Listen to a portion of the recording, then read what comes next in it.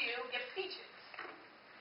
And every time you say something like, or any of those other filler words I just said, let them spray the water bottle, or, get a water gun. That's my favorite, actually. Any of those sorts of things. You can, it's almost like training a dog, as like we're human, so you don't want to say dog train. But it really is effective. If I shoot you with water every time you say like, then you're going to stop.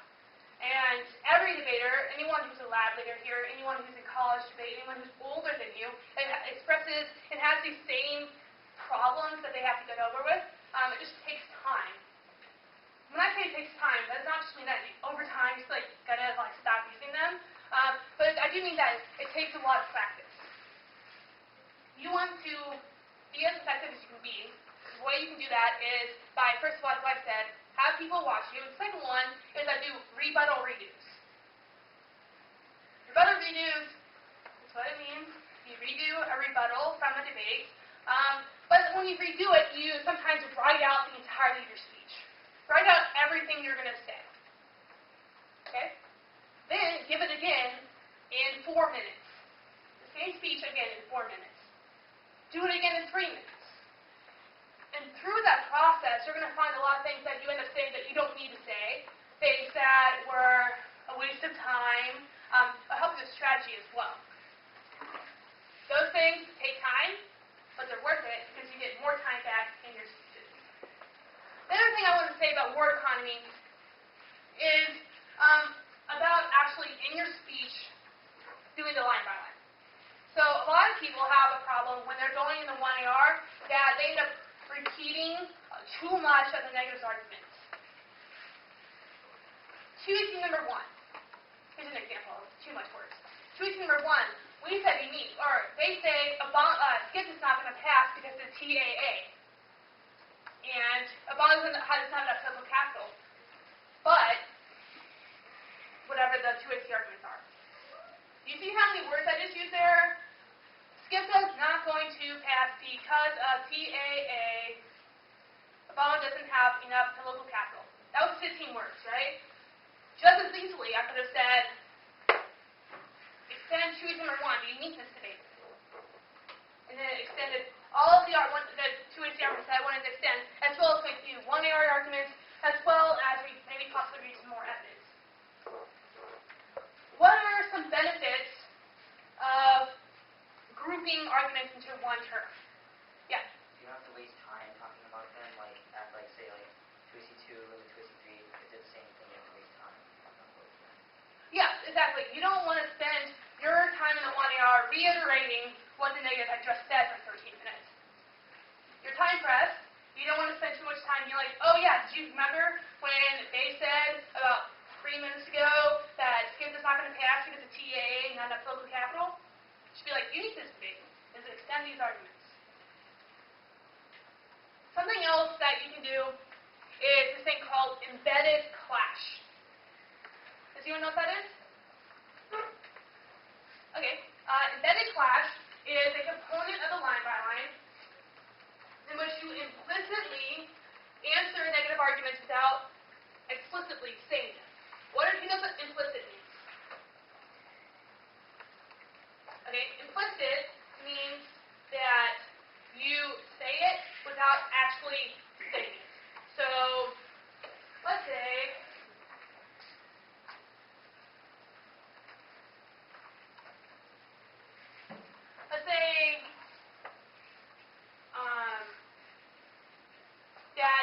that the 2NC says non-unique TAA battles and no political capital, right?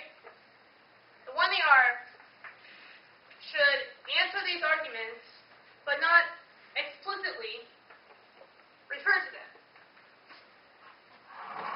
So, here's an example of what you should do. Choosing number 1 is non-unique. They say that Skip will not pass because of TAA and the fact that Obama doesn't have enough political capital. But extend our 2AC argument to a, hold on. That would be the 2AC. So the 2NC would be be like Republicans, no political capital high,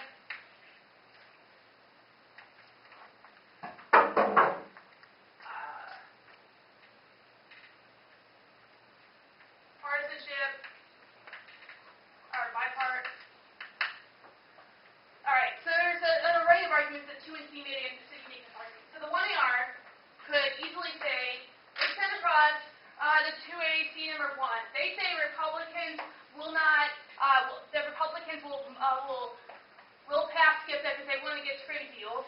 However, extend across our 2A C arguments that say that skip that will not pass because Republicans will not budge on TAA battles. Embedded clash will mean in 2A and the 1AR say extend across 2A C number 1 the uniqueness debate. TAA battles mean that skip that will not pass. Republicans will not budge on this issue because the elections are so soon. Did you see how I implicitly answered these Republican and political capital high arguments with one statement? Instead of referring to what my argument was, then saying then extending mine. Implicit extensions of arguments are much more word economical than explicit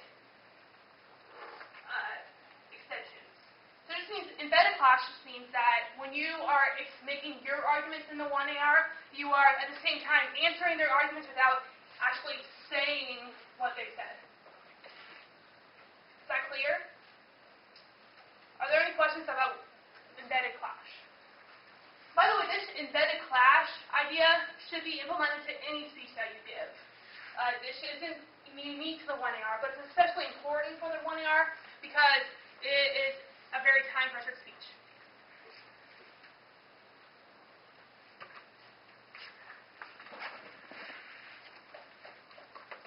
All right. So we kind of talked about this a little bit before when we were on the first slide, but when I say keep the buffet, this means let there be options for the 2AR. Let the 2AR have multiple ways that they can go about giving the 2AR. So we like to think of the 2AC as a buffet of options. The 2AC probably has a lot of arguments that you're not going to go for in the 1AR or 2AR, but they are there in the first place to help your strategy. So in the 2AC, you want, yes, to condense down to the 1AR by picking and choosing, but at the same time, you want to have enough options for the 2AR. What might be bad with condensing only to 1 or 2 arguments in the 1AR? Besides you. Anyone else? All right, you.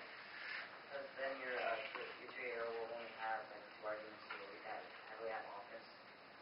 Okay, yes, it's close. The 2AR, a lot of times the 2AR, all those lectures on about the 2AR, a lot of times the 2AR will condense down to 1 or 2 arguments that will win them the debate. So, keeping in mind that 2AR will condense to 2 arguments, why should you not condense down to 2 arguments in the 1AR? Yeah? There's more offense to deal with in the 2AR? Yeah, not just offense, but there's more arguments that the 2 and R have to deal with. I think the 1AR is a pretty difficult speech, but the 2 and R is, I think, the hardest. The 2 and R involves a lot of prediction of what the 2AR is going to go for, a lot of tying up the ends, a lot of more components that the 2 and R has to do versus the 2AR. Because the 2AR can just pick on 1 or 2 arguments and just explode on them and just win a debate on those 2 arguments. So the 1AR should keep more than just like 1 option for the 2AR, because the 2 and R has to answer more arguments in their speech than they really wanted to. All right, so can you read evidence in the 1AR? Yeah. Should you read evidence in the 1AR? Not necessarily? Yeah. Yeah, you should. Well, actually, that's a better answer. Not necessarily. In most cases, you should read evidence in the 1AR. But in some cases, you might not need to. Why should you read evidence in the 1AR? Oh, come on. Answer my question.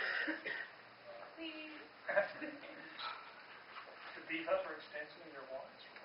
Yeah, that's exactly it. You want so on the 2AC, like on a uniqueness question, the 2AC might have read like one piece of evidence on it, and theoretically the 2N or 1N would have read like 3 or 4 or 5 pieces of evidence to answer your one piece of evidence. So a lot of times it's safe to say that you should read some more evidence on, you should read more evidence on some arguments. What are some arguments that you should, when do you think you should read evidence? When should you read evidence? Yeah. On the uniqueness debate or the dissad.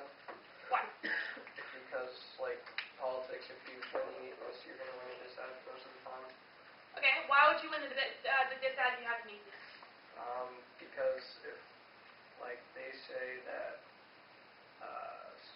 if you win that Skipta will pass in the status quo and the plan trades off of Skipta, then you're going to win the impacts of it, I guess. That's really close. Alright, so you should read, you should, almost exactly correct, that you should read uniqueness on politics dissats or any dissat when you're answering it, because it is necessary component of the link turn strategy. You cannot win a link turn without also winning the uniqueness debate. So you should always read evidence on questions that will win you the debate. Some things you just don't need to. What are some arguments that you just don't need to read evidence on? Yeah. Theory of rooms. You don't need to read evidence on theory. Sometimes you need evidence on terms, but yeah, theory is good. But for on a dissad, in the 1AR, and we're talking about offense and defense before, what evidence should the 1AR read evidence on, and what should it say in most cases? Alright, in most cases, the 1AR would want to read evidence on the offense that they're going for, and maybe not so much on the defense that they might be going for. Why should we prioritize offense over defense?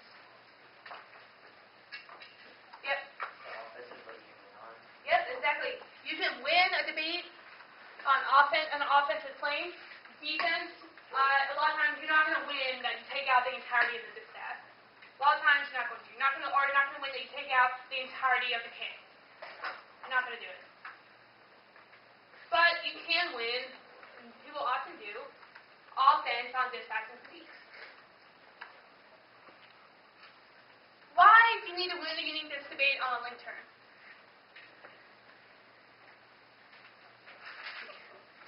Yeah, someone else knows this. Zane knows this.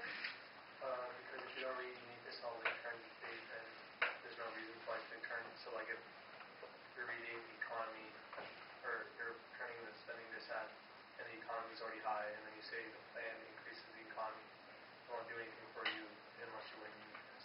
Exactly, that was perfect. That was a great example. A link turn strategy involves both turning the link and reading the opposite way in the uniqueness. Because exactly what Zane just said, if you don't win the uniqueness debate, you aren't actually turning the dissat. So, the great example that he just had, I'll re-explain it a little more. I don't know if anyone's heard. So, on spending dissat, everyone familiar with the spending dissat? Economy is high now. The plan tanks the economy. Economic collapse is bad. Clear? So a link turn strategy without winning the uniqueness would be like this. Uniqueness, the economy is high now. Plan increases the economy. Economic collapse is bad. Was that offense? No. If the economy is already high and the plan makes it higher, nothing has changed. Nothing's going to change. The plan isn't causing anything to happen. So what about this? The economy is low now. The plan solves the economy. Economic collapse is bad. Is that offense? Good. You can a lot of times think of offense on dissats as sometimes